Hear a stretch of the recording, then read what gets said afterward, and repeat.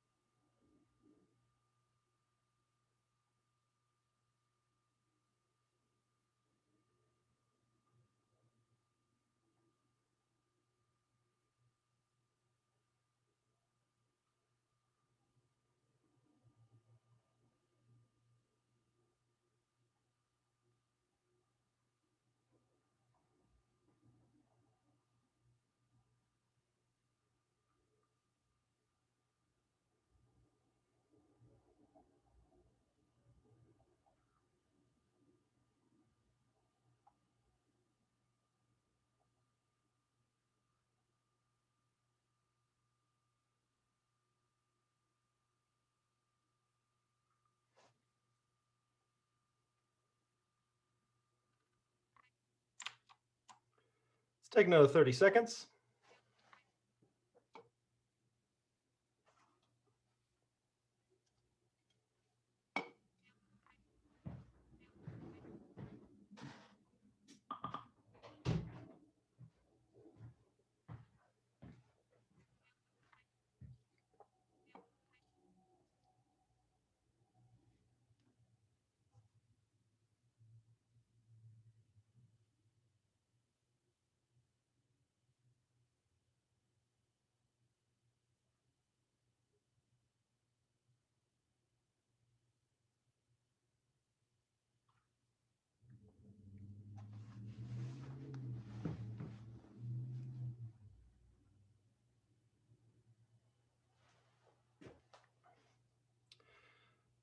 Cool. Now, I would like each and every one of you to take 2 more minutes, and I want you to write me, DM me in Slack, questions about Scrum. What would get in the way of you describing how Scrum works right now? 2 minutes, DM me on Slack, questions about Scrum. Go.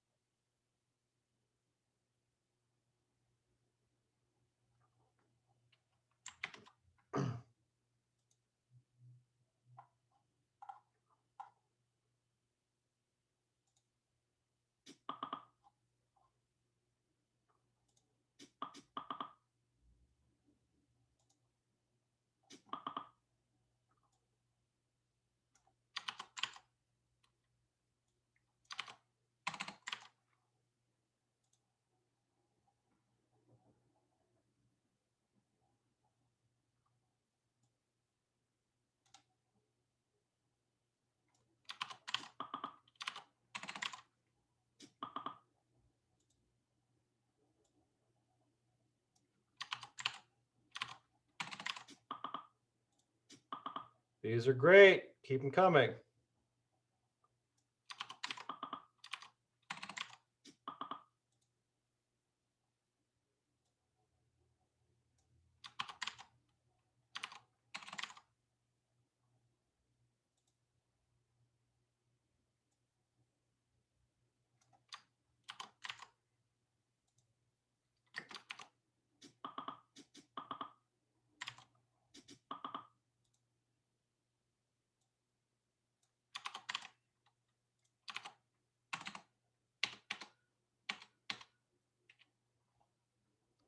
All right.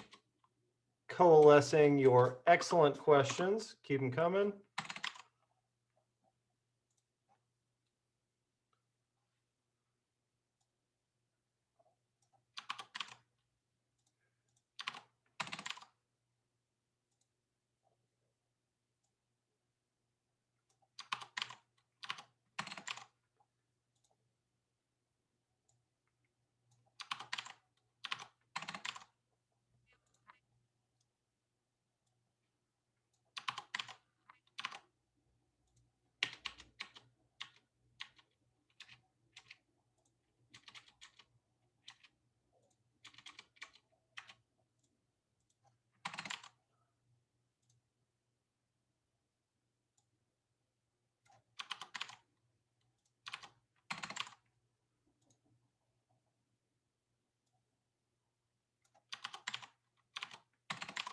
Oh man, we are going to have an awesome conversation.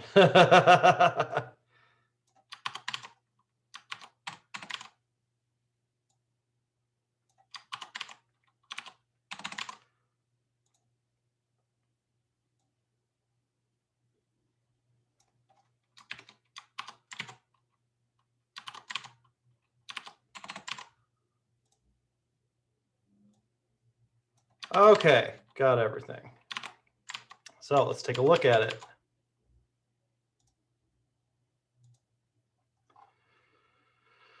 All right, these were your questions. Let's see, before I dig into the questions, I want to visualize this process a little bit so we have something to refer back to. So 3 different roles on a Scrum team. The Scrum Master, the Product Owner, and the Dev team. Those are the only 3 roles allowed in Scrum. There's no designer, there's no project manager, there's no senior backend engineer. You're only one of those 3 roles. You may have a more specific title with the company. Your role on a Scrum team is only one of those 3 things. End of story. We'll call this a sprint. That's kind of a container for a variety of ceremonies. So at the beginning, they changed this kind of recently.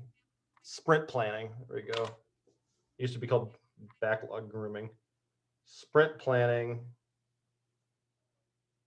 happens at the beginning of the sprint. At the end of the sprint, we have the review and the retro.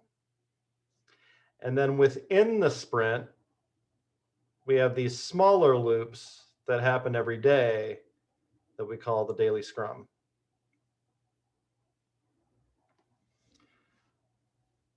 And then other stuff we need. So there's the Scrum events. The backlog, there's a backlog for the product, and then there's a backlog for the sprint.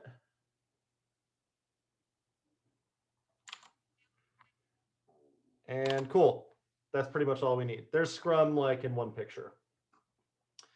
So, all right, let's take a look at some of the questions you asked. First thing I'm noticing here, no capital letters. Agile isn't in all caps. Scrum isn't in all caps. It's not an acronym. It is from rugby. And more specifically, it's from a really influential Harvard Business Review article from the 80s, maybe 1990, called The New Product Game. 1986. So this was about iterative development in business. Very well-researched article. Highly recommend you read it if this kind of thing is up your alley. And it used a lot of metaphors from rugby and rugby teams. And I don't know rugby that well, so if I'm just butchering this, feel free to hop in and correct me. But a scrum in rugby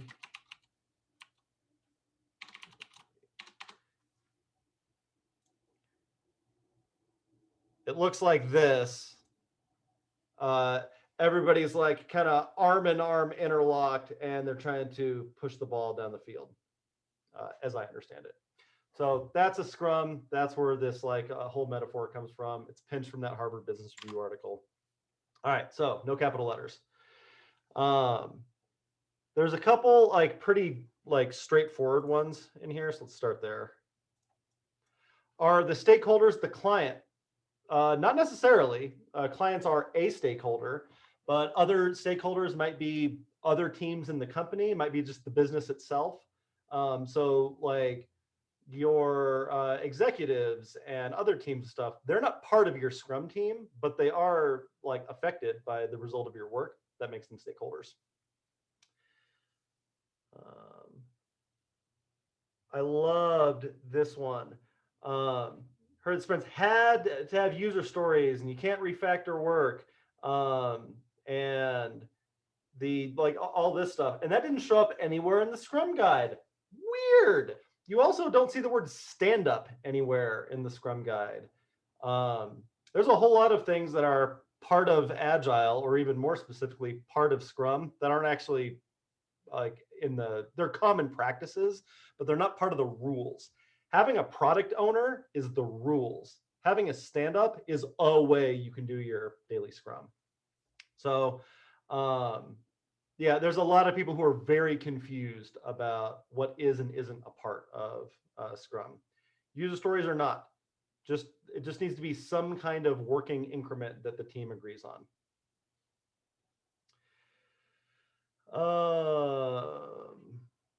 What do you need to be a certified Scrum Master? You need to find somebody who is authorized to call people certified Scrum Masters, and then you need to give them money and take their test. It's not difficult. You can become a certified Scrum Master in like a week. And in fact, one of the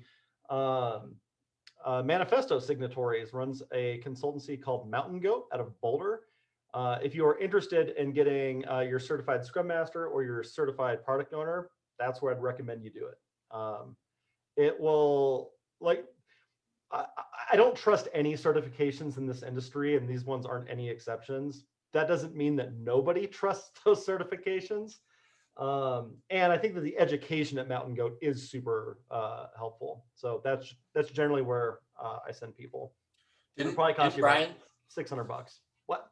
Didn't Brian just get certified? Brian just did his certified Scrum Master at Mountain Goat. At Mountain Goat, so the same place? $600. Cool. Thanks. Definitely want to talk about this handoff. How large should a Scrum team be? No larger than 10. Sweet spot is about 6 or 7, I would say. Smaller than that is fine too. But I think there's another question on here about like individual Scrum. For it to be Scrum, it needs to be at least 3 people. You need 1 developer, 1 product owner, 1 Scrum Master. That's the bare minimum you could have and still be Scrum. You might be able to do something Scrum-like. You might be able to do something better than Scrum, but Scrum is very specifically this system. And we'll talk Scrum Backlog. So you can think of the product backlog as everything that every idea we've ever had for the product. Product owner's job is prioritizing that so that we're always working on the most important thing right now. The sprint is like in practice, usually what you do is you take the top X stories off the top of the product backlog, and those become your sprint backlog. So those are the things you're committing to getting done within whatever, however long your sprints are. They're no longer than 4 weeks. In Scrum, they're usually no shorter than 2 weeks. 2 weeks is usually a pretty good target, though.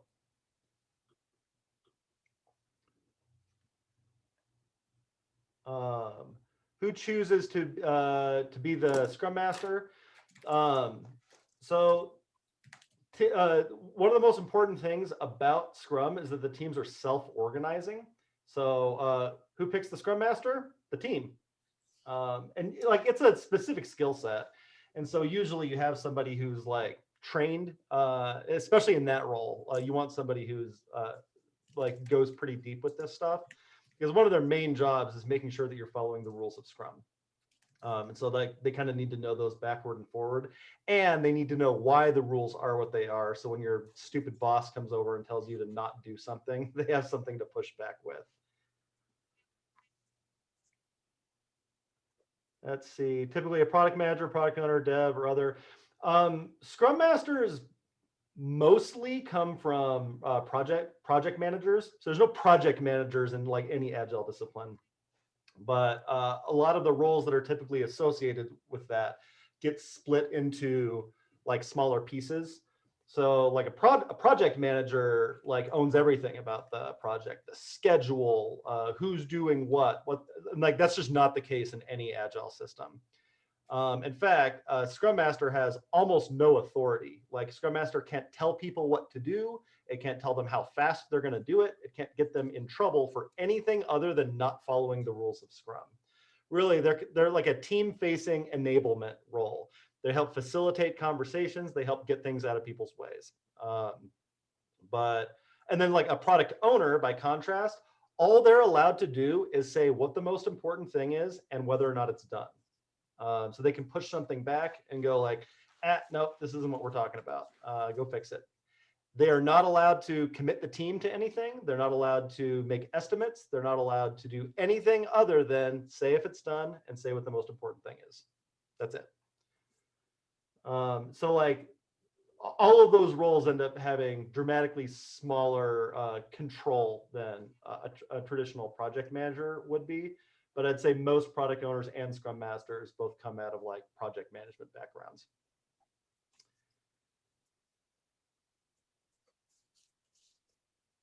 Is it often a position in the company too? Yeah, like it shouldn't be because it's a role, not necessarily like a title or a job, but most companies treat those as kind of interchangeable. Any other is it an actual program or just a theory or guide? It's like a project management system. So it is complete and is intended to be implemented pretty much as is, but not it's not abstract enough to be a philosophy. Agile is a philosophy. Scrum is like a project management system. Can we consider sprints as a high level way of thinking in thin vertical slices? Yeah, so like the things that you do within a sprint, those are the thin vertical slices. Those are like the features of the app. But this is a fractal idea. So your sprint is also a thin vertical slice of your product. So yeah, those two things do go together pretty well. Okay, so that's the like kind of prosaic kind of stuff on here. We got some more philosophical things. Before we move on, hit me with some more questions that just came up.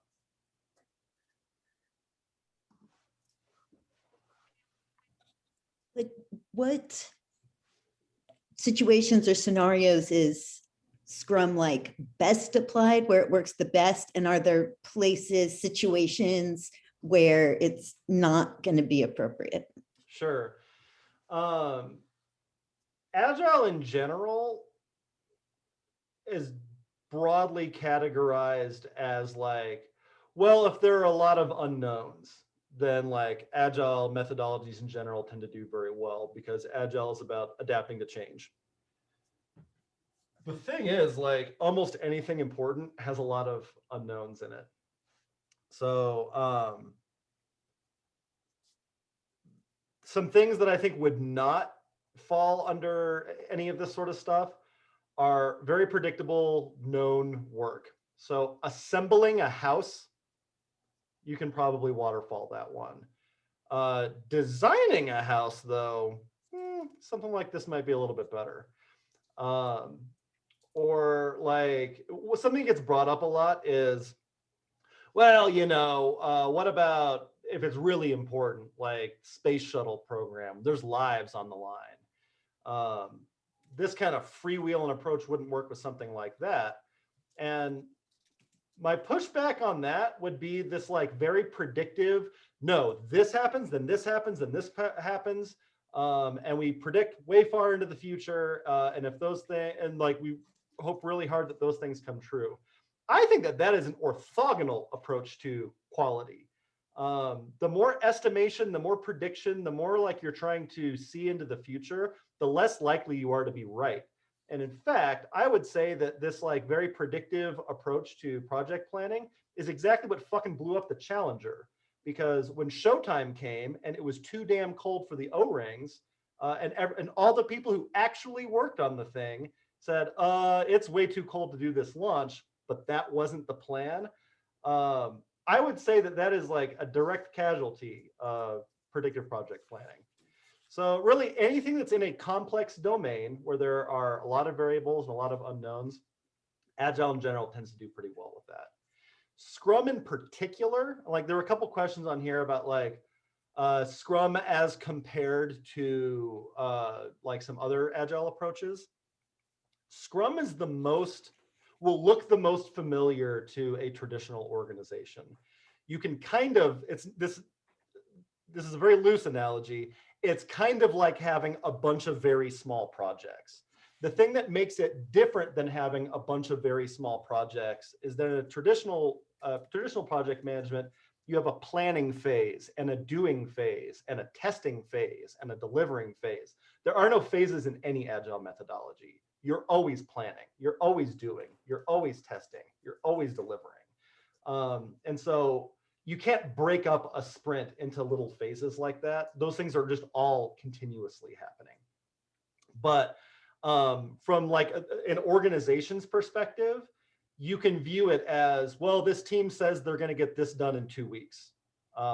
And they've consistently said what they were going to do the last 8 sprints. So we have some mechanism of being able to do rough estimates into the future that are based on something real, at least. So that like, it's probably one of the easier things to slot into an existing organization.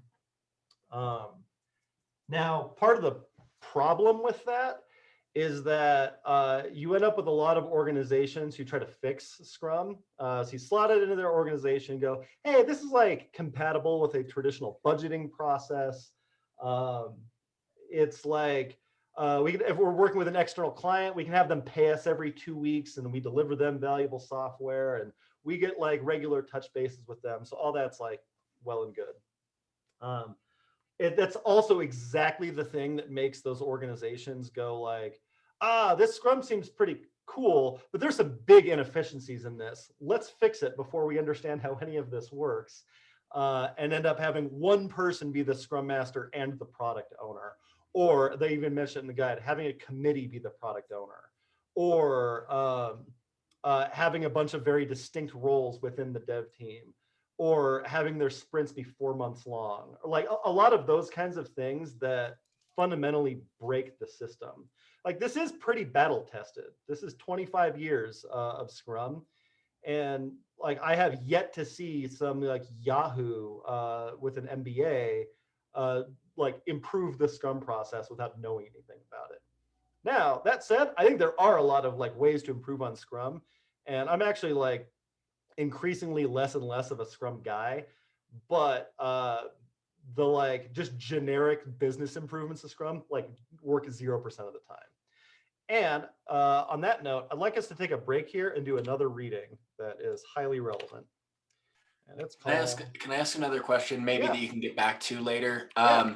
I asked this last time, but could you expound upon a little bit more what the product manager does, or the product owner does, and the Scrum Master does with the rest of their time, if that makes sense. I believe, well, because the product owner's job is to what's the most important thing and is it done?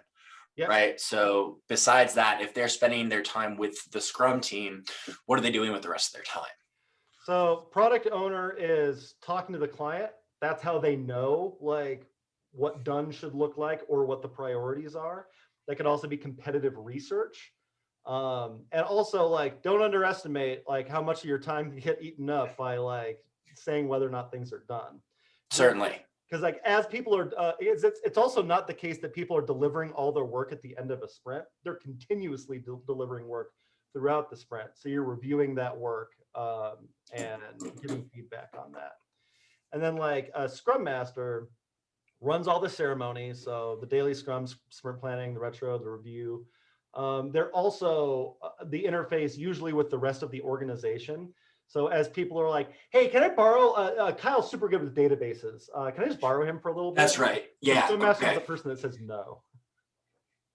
Okay, cool. Which is, I mean, fucking so important. Yeah.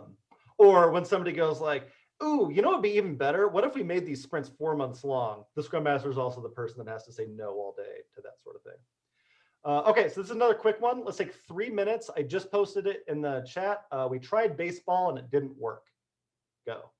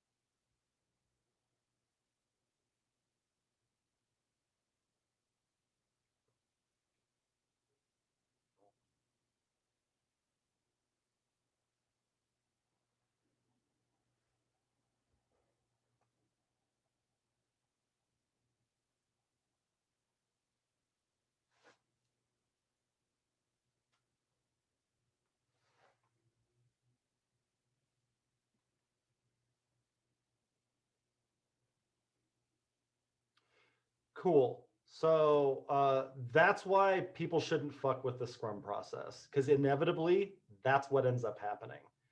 All right, let's talk a little bit about where like Agile and Lean and some of the other like kind of ideas fall into this hierarchically. So Agile is a philosophy.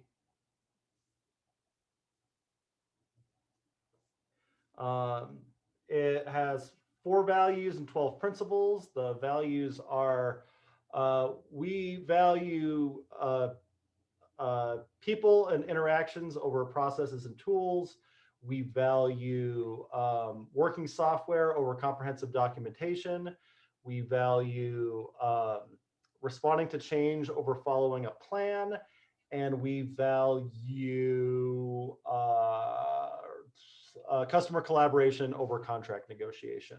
And then there's a bunch of principles that like kind of further illustrate some of these things. Like our highest priority is delivering working software to the customer, or we welcome changing requirements even late in development. We harness change for the customer's competitive advantage. There's 12 of these principles that kind of form an overall philosophy of how we make products. And so Agile is like 2001 is where this like word kind of got coined at a retreat in Snowbird, Wyoming, and a bunch of old white guys got together and they were doing, so like one of them, a few of them were Scrum people, a few of them were from some other methodologies. They said, hey, there's a lot in common with what we're doing. Should we label it? Should we figure out what is in common and like come up with a name for that? And so that's where Agile comes from. A lot of the like Scrum and XP both come from the mid 90s. So like that's the origin of that. Very closely associated with this is Lean, which is quite a bit older. So Lean goes back to 70s and 80s, Japanese manufacturing. A lot of this was out of work that W. Edwards Deming did to help rebuild post-war Japan. All kinds of like heroes associated with that. Lean in particular comes from Toyota and the Toyota production system, and it's about minimizing waste. So Agile is about how do we work incrementally and iteratively. Lean is how do we minimize waste. So these things, well, like they're technically different philosophies, they go together hand in hand. Within Agile, we have a couple different implementations. So you can think of these as like, I don't know, if Agile's JavaScript, this is like your React and Express, and these are your frameworks. Scrum is by far the most popular one.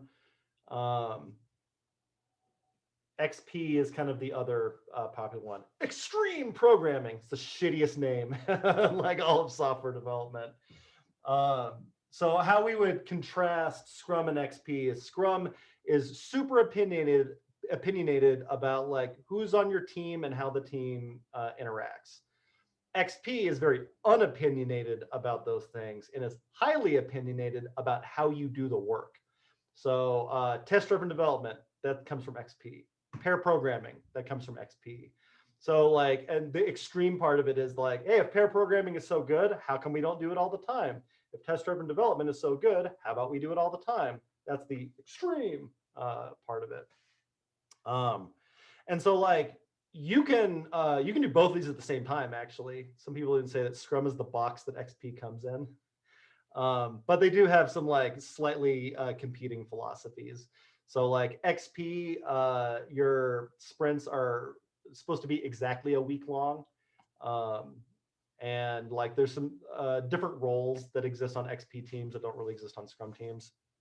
But I would say out in the wild, 95% of teams that are doing any kind of Agile are doing some bastardization of Scrum. And there is precious few over here in the Holy Land.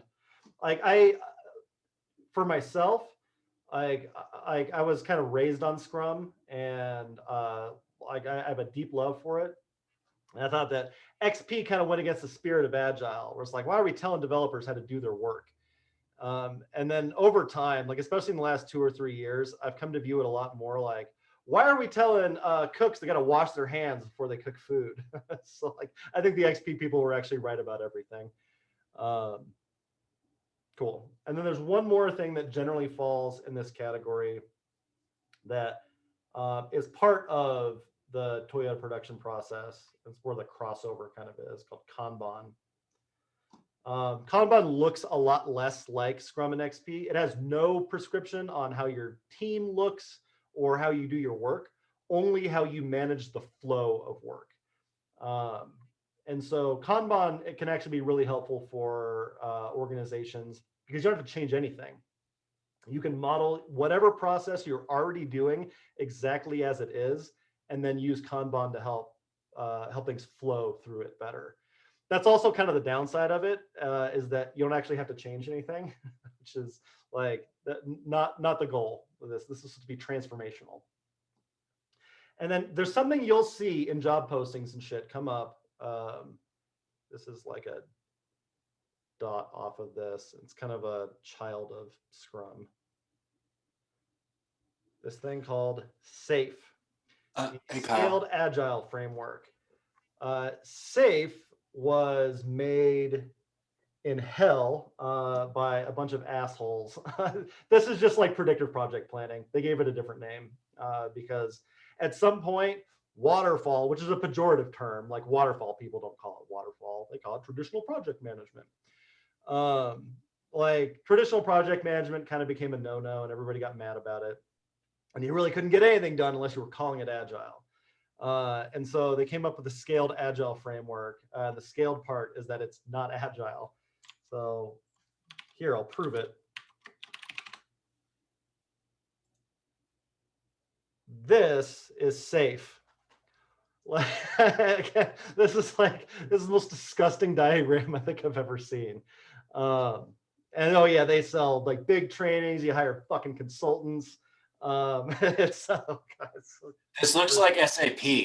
It's like burning my eyes. Are these guys hiring? They're Denver based too. Yes, they are hiring. If you want to fucking work in hell. All right, so that's kind of an overview of like how these things relate to each other. Important takeaways from this: Scrum very focused on who's on the team and how the work is organized. XP very focused on how the work is done.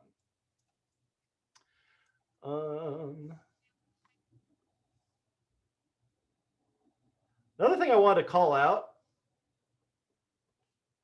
you guys have like seen something kind of like this before. What do you do that's sort of like this? Code challenges? Yeah, that's part of it. Like our mods. Yeah, this is a mod. So like your product backlog, that's all the stuff for the program. Sprint planning is those mod overviews that we do. Your sprint backlog, those are the standards that you're accountable for in a mod. Daily Scrum is our like morning stand-ups where we talk about what we're going to do for the day and kind of coordinate our plan of attack on it.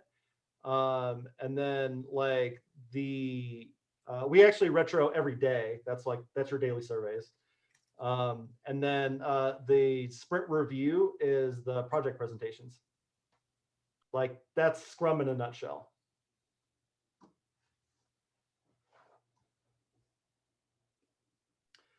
Hey, Kyle. Yes. Where like do the guidelines for how to point tasks during a sprint live? Points are not part of Scrum. That's another one of the words that often gets associated with this, but isn't actually part of it at all. So pointing is a way of doing relative estimation. So instead of saying this is going to take 3 days, you say this takes 3. And you go, all right, well, what's 3? I was like, well, it's about 3 times as much as 1. And you go, cool, what's 1? And you go, about this feature. And so it sounds kind of cagey and just a way of like, I don't know, being weird for weird's sake. And it's super not. The idea is that I saw a really good visualization of this once. If you take a bunch of coins and you go, how much money is this? You go, fuck if I know, man. And then if you break that down into smaller stacks and you go, about how much money is this? You go, it's like 5-ish quarters, maybe like $1 or so. You go, cool. How much is this stack relative to this? You go, it's about 5 of those. And so the important part about points is that we don't actually know how long something is going to take. So we shouldn't have any precise estimations on it. We should have kind of fuzzy estimations. And so these unitless points are a way of helping estimate those things. And so how those often get used in Scrum is you go, okay, the last sprint, we got collectively 25 points done. So as we're trying to figure out what comes off the product backlog into the sprint backlog, we could put points on like all the top stories in the sprint planning, and then just take 25 points and go, that's what we feel comfortable committing to. And over time, what happens is those end up normalizing out, and you end up with a steady, it's called velocity, how many points you can get done in a sprint. And then you can use that to do estimation. So you can go, all right, when is this thing going to be done? And you go, all right, well, given its current prioritization, it'll probably show up 3 sprints from now, which will be in 6 weeks or whatever. And you go, well, that's not fast enough.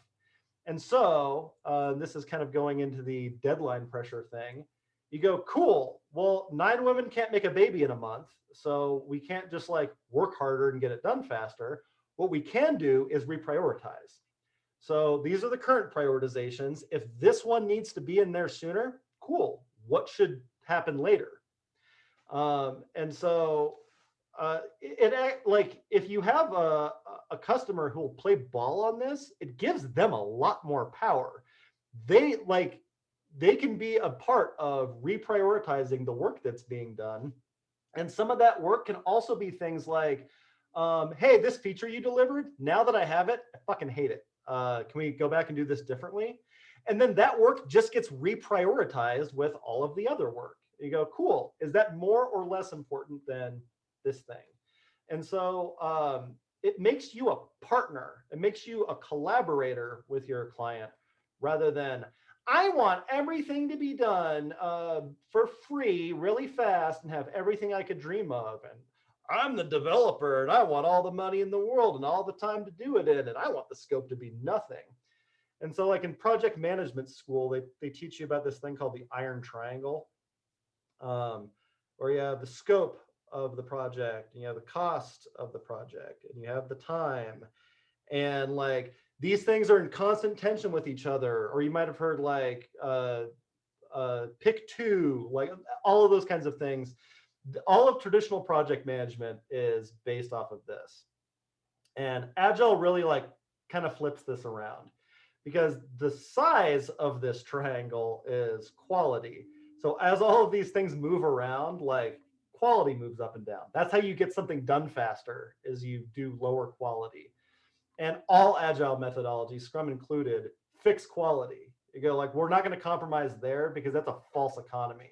You get something done faster now, but it makes you way slower in the future, and it makes the customer unhappy. Nobody wants shitty software.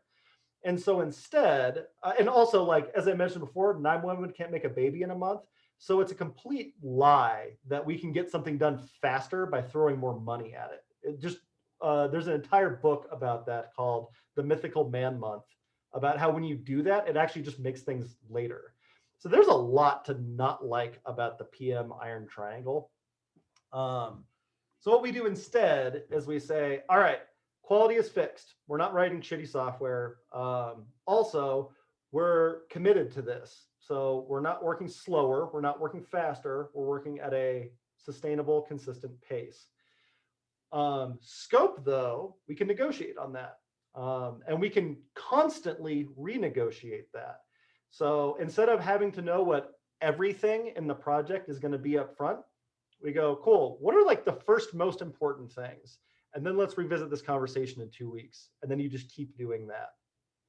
So relevant example. I was talking with a bunch of Agilistas yesterday about like, yeah, well, you know what? Sometimes there's drop dead dates. Sometimes like there's conferences. Sometimes there's, well, you know what? I used to run a conference, and yeah, it has a drop dead date. the day after the conference, it doesn't really matter like what else you got done. And we still didn't have like deadlines or estimates or like any of the things that I was told I had to have. What we had was priorities. So we go, all right, what are the most important things we need to have to make this conference work? It's like, well, we need venues. All right, so for a conference in August, we're working on venues in March.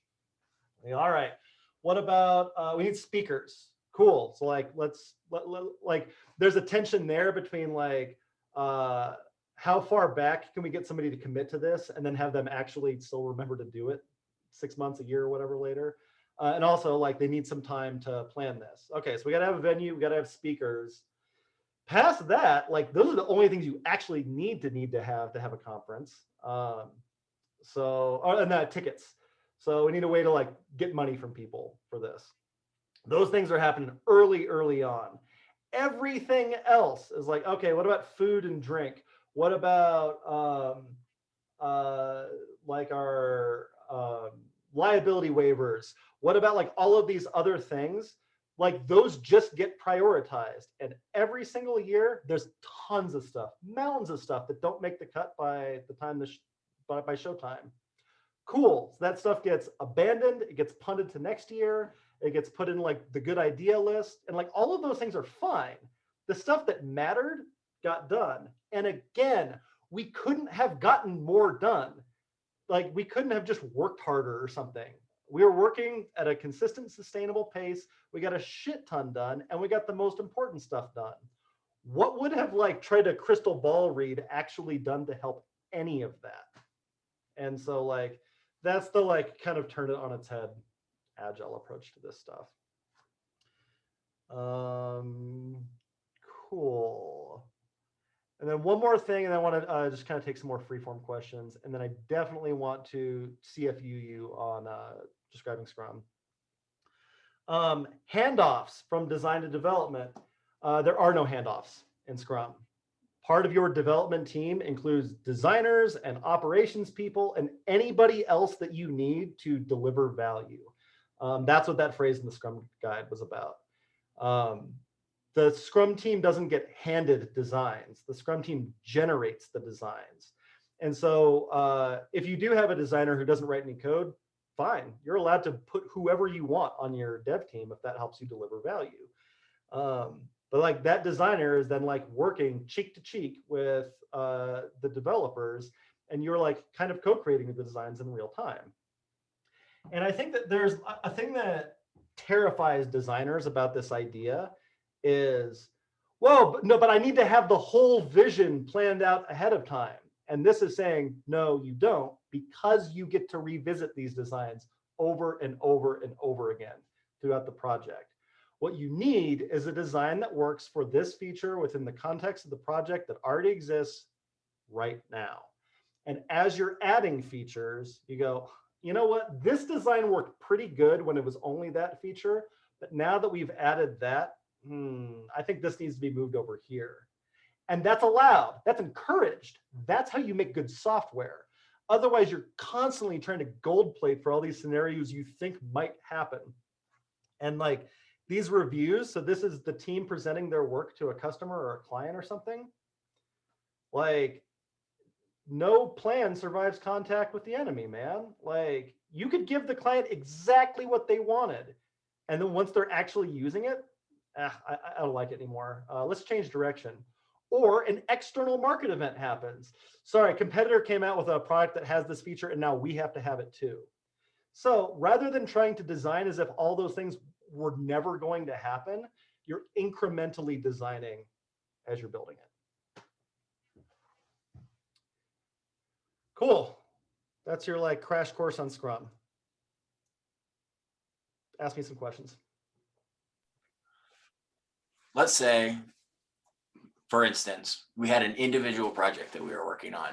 Yep. And we like Agile methodology. We like Scrum, but obviously you can't implement Scrum because you need 3 Correct. people. What would be the best approach be? I mean, so Kanban seems like it would make sense with the like work in process inventory. But just what fill me in. Yeah, love it. Personal Kanban. That's kind of what I do. Okay. I'm a little bit of like a methodology chameleon at this point, but I'd say like what I do for myself is most closely modeled after Kanban. Mhm. So in Kanban, you go like, you might say, okay, I have this backlog, and then I'm going to limit how many things I'm working on at the same time, ideally to one. So I'm only working on one thing at a time, and then I'm either abandoning that or I'm doing it until it's done. And rinse and repeat. And so it feels very frustrating at first because, fuck, I don't know. I want to design this thing and this thing and this thing. It'd be more efficient to do all these things at the same time. And it never is. Like do one thing until you're done with it. That's the thin vertical slice, and then move on. And if you get stuck, throw it away. Come back to it later. Is there a specific tool that you can recommend for that you particularly like? Trello. Trello. That's what okay, cool. That's what I was going to go with, but I didn't know if there was some like niche thing that you really liked. The more robust ones like Jira and stuff are a trap. They do two things wrong. One is that they allow you to put way too much detail. So the original like user stories were only supposed to fit on note cards, like index cards. And that was a feature, not a benefit, or a feature, not a bug. So what you were supposed to do is like, all right, you can only put the very most important things on this. The details are supposed to be captured in tests. And then like all the ambiguity of it is supposed to be a shared understanding with the team. If you could document that understanding accurately enough, you know what that's called? Software. So like you are trusting that like there is some ambiguity around this. And so we're going to use an ambiguous medium, our shared understanding, to capture that then.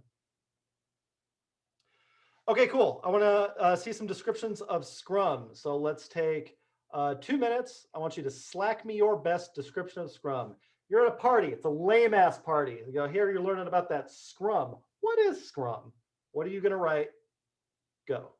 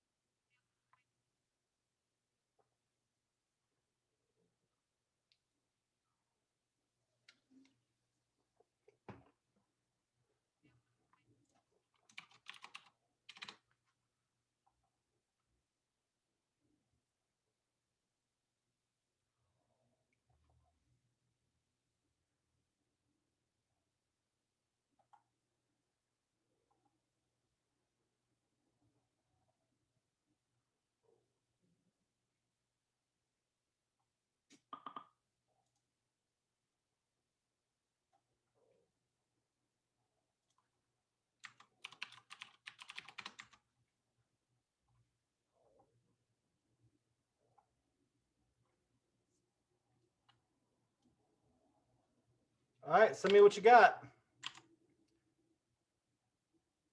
And while you're doing that, Jack, would you read your answer? It was awesome. Oh, thanks. Yeah. Okay. Scrum is a project management Scrum, all lowercase. is a project management system loosely related to the Agile philosophy where work is performed in sprints. There's a product owner, a Scrum Master, and a development team. Product owners decide what's the most important thing to get done and when it's done. The Scrum Master makes sure everybody follows the rules of Scrum and people outside of the Scrum team don't interrupt the Scrum. And the development team produces the units of work. Beautiful. If you're still writing your answer, send it over to me. I want to review your thinking. Otherwise, thank you so much for coming today. Enjoy the rest of your day. I'll see you at stand down. Cheers. Hey, Kyle, can I show you something? Yep. I had to step out for a second.